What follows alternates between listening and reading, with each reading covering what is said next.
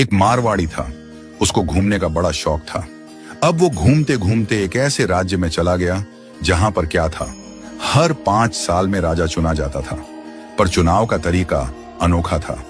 एक हाथी आता सूंड में माला लेकर और सबके बीच घूमता था।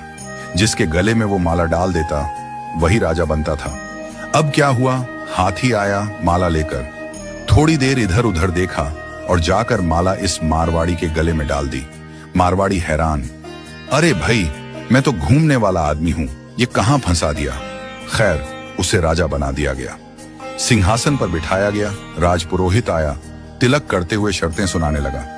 भैया, आपको 5 साल के लिए राजा बनाया जा रहा है, लेकिन 5 साल पूरे होते ही आपको यहां से सैकड़ों किलोमीटर दूर एक उफनती नदी के किनारे छोड़ दिया जाएगा।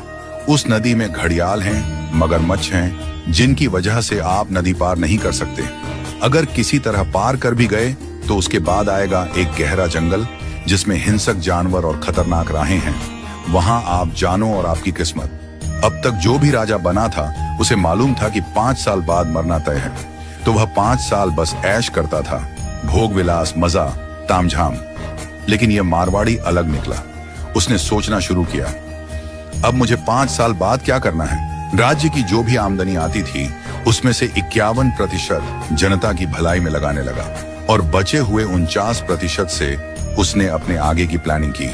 पहले साल उसने नदी पर एक पुल बनवाया, दूसरे साल उस पार के जंगल को साफ करवाया, खेती के लायक जमीन बनवाई, तीसरे साल वहां सड़कें बनवाई, लोग वहां बसने लगे, गांव और मोहल्ले बनने लगे। चौथे साल एक छोटा सा महल बनवाया जहां वह आगे जाकर रह सके। 5वें साल अपने जीवन भर का खर्च, जरूरी चीजें, अनाज, सब कुछ वहां स्टोर करवा दिया।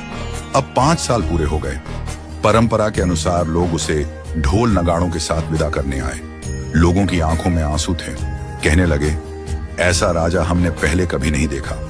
वो राजा था मारवाड़ी, शांत मुस्कान के साथ सबको प्रणाम किया और उस पुल पर चढ़ गया जो उसने खुद बनवाया था। लोग अवाक रह गए। हजारों राजा आए गए, मारे गए, लेकिन ये पहला राजा था जो भवसागर को पार कर गया। कथा का संदेश, हम सभी इस धरती पर सीमित समय के लिए आए हैं। ये जीवन 5 सालों की तरह है।